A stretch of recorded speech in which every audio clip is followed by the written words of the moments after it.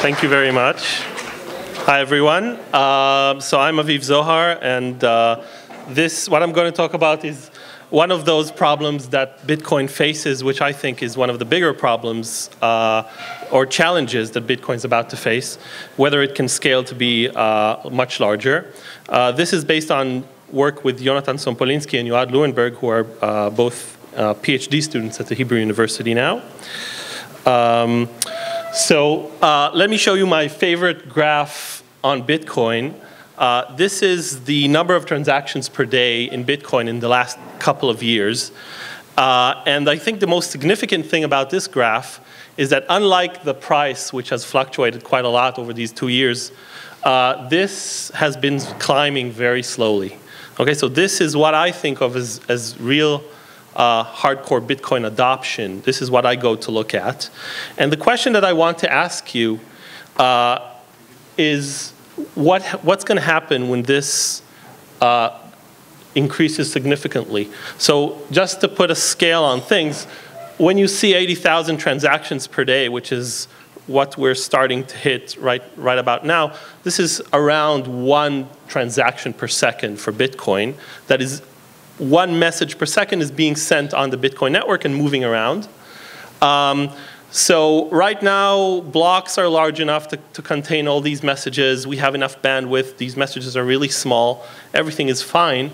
But what happens if Bitcoin succeeds and grows to the scale of Visa and has thousands of transactions per second? So the problem, of course, is that if the network cannot handle this large load, what you're going to see is basically fees climbing up as miners pick only the highest paying transactions and put them into their blocks, which will drive people away from Bitcoin. So the question that I've been researching quite a lot over the last few years is what is the limitation on size of Bitcoin, and can we improve it? So this has been, of course, discussed quite a lot in the Bitcoin community, and there has been quite a few things said about it. Maybe you could compress blocks and fit more stuff in there, and this is a great idea. There are infrastructure projects that are built to kind of pump blocks out faster to others. There have been inventions of off-chain transaction channels. So all of these things are great. Some of them have their limitations. For example, off-chain transaction channels won't help you much if what you're doing is running a 2.0 protocol like Ethereum, because you cannot aggregate small transactions and build them up and then just commit the end result compactly. And so what I would really like to see is maybe a more conventional solution, or to ask a more conventional question: can we just increase the block size or increase the frequency of blocks? So maybe have a block every minute, every 30 seconds, and do this somehow safely and manage to grow.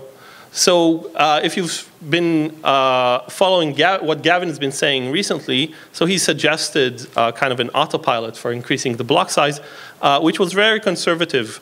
Let's increase the block size as the technology improves. If bandwidth improves slowly, maybe 50% per year or something like that, we can allow blocks to grow at that rate. But of course, the Bitcoin user base might grow much faster, and we might end up having to use much more bandwidth or much more storage than is currently available. Okay, so let me kind of outline quickly what the problem is with large blocks and why it's not the one that you would usually think of, right? So people think of many transactions, we need a lot of space on the blockchain, or we need a lot of bandwidth just to receive the blocks. And apparently this is not the major problem. These things are manageable. The thing that is harder about larger blocks is sending them out quickly to the rest of the network. So in that sense, larger blocks or higher block creation rates, and you can think of creating a block on the Bitcoin network once every second. These things are kind of equivalent in that they cause the same problem. And the problem that they cause is more forks in the blockchain. So that means basically, if you're a Bitcoin miner and you're creating a block, by the time you get to send it out, it's so large, or blocks are created so quickly, that another miner somewhere else in the network has also created another block at the same time. And now there's a conflict, and one of these blocks is going to be in the chain, and the other one is going to get thrown out. So that's the basic problem. And we do have a lot of data. This data has been gathered by Christian Decker and Roger Wattenhofer, and they've generously shared it, that shows us that as blocks get larger, they basically take longer to propagate. And you can really clearly see the effect that as block size grows, it just takes more and more time. And this is all data. By now, I'm sure things are better, or I hope things are better in the network. But the effect is clear. Okay, so what is the problem with forks? So let's say we increase the block time. We generate a block every second, or we have really large blocks, 100 megabytes or something like that. So the network starts to create these blocks in parallel, and now instead of looking like a nice chain, like the way we'd like them to look, they form this sort of tree where several blocks get created in parallel to each other and then later are abandoned. Okay? So what this means, basically, is that you have three different problems. The first problem is that there's a lot of lost capacity. These blocks that get thrown out, we don't include any of the transactions inside them, so they are basically wasted effort. The rewards that are given out to miners become really skewed. So if you are a miner that is better at distributing his blocks to others in the network, you have a faster connection or more connections to other miners, you get more rewards because when there are these conflicts, your block is more likely to get extended. So this skews the reward distribution. It makes Bitcoin more concentrated in the hands of fewer miners. And the last problem is that there is lower security. So if an attacker kind of shows up, he doesn't have to overtake a very long chain that now contains all of the blocks that were built, but rather just the longest chain, which is shorter. So a lot of computational effort that was supposed to secure the chain has been lost. So these are all recognized problems when you try to increase block size or when you try to increase the block creation rates.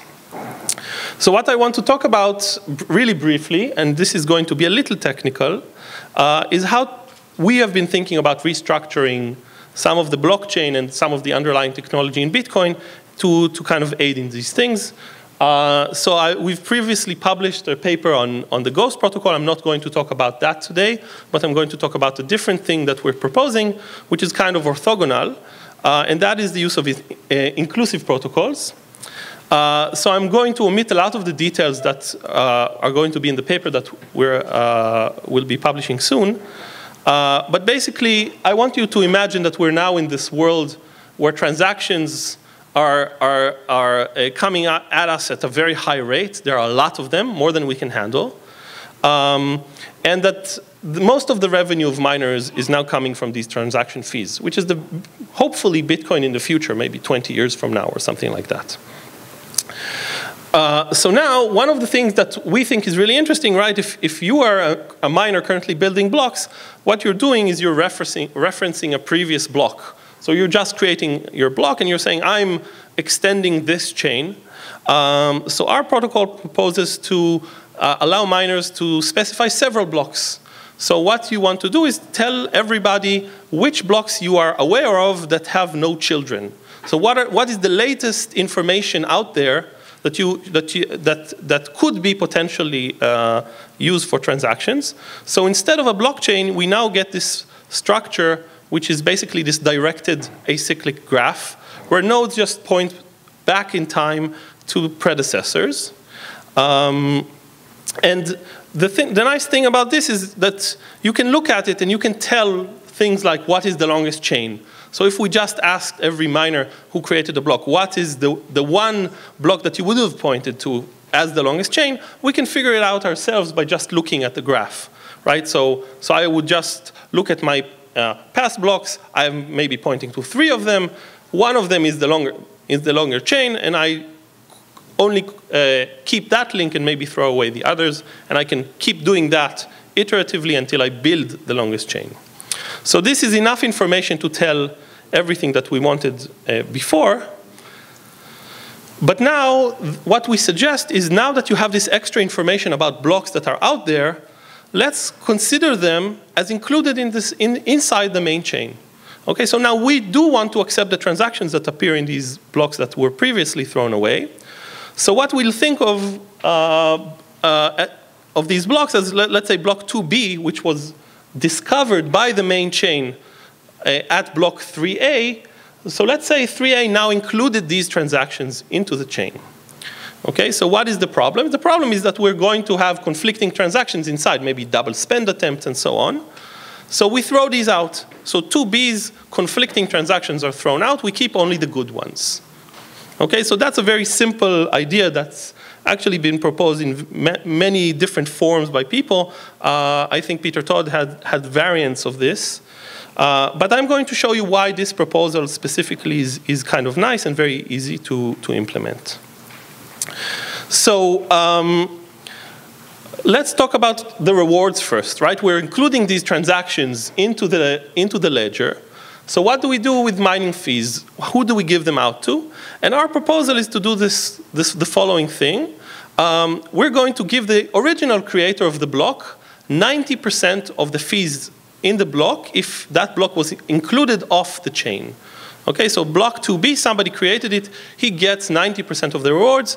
The remaining 10% of rewards are given out as mining fees to the chain, pretty much like minted money is, but we want to spread it over a large number of blocks. Okay, so why is that good? Okay, so let's kind of think about it.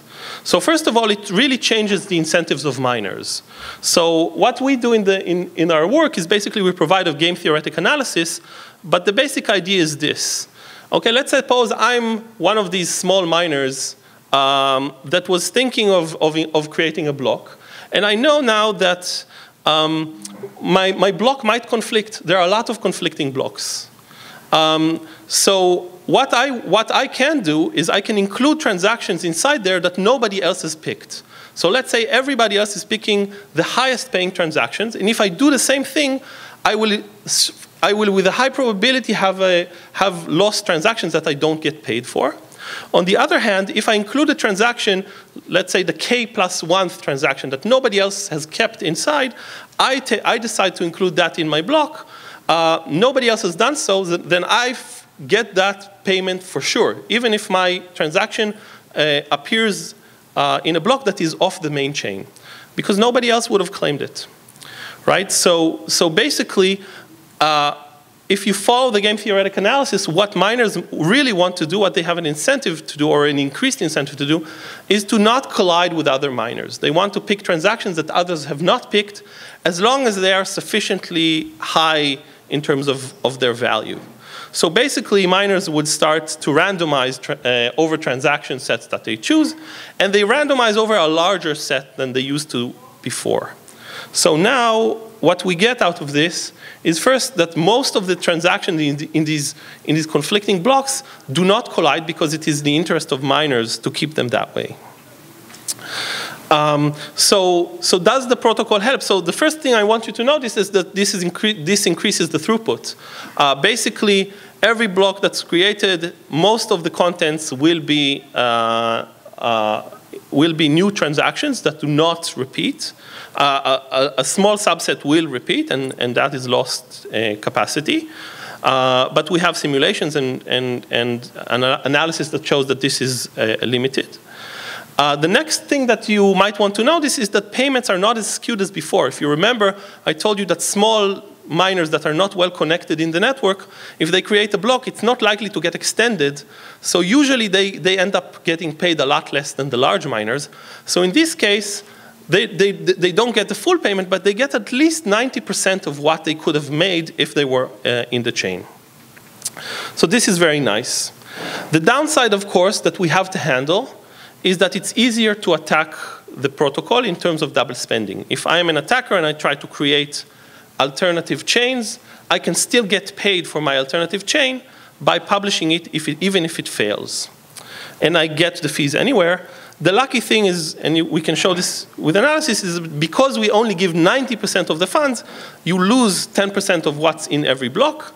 And if the merchant accepting transactions is waiting for enough confirmations, the number of blocks an attacker needs to create grows exponentially with the number of blocks that you're waiting for.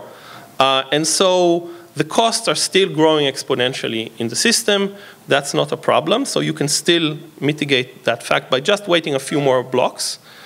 And for profitable attacks, you need to have double spend of really large sums. Okay, so the greedy heaviest observed subtree protocol Ghost, I didn't talk about that. That's one of the protocols that we suggested. It's also compatible with this method, because basically you can run any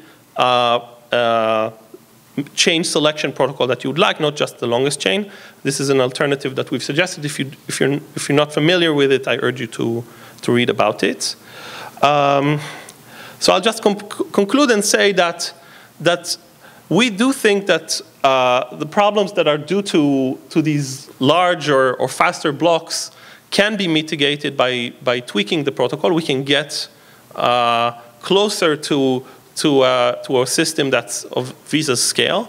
In my opinion, personally, I think we can even get to block times that are on the order of magnitude of 1 second. There are a lot of other problems that we need to solve on the way that we haven't solved yet, but hopefully we're making progress. So thank you very much.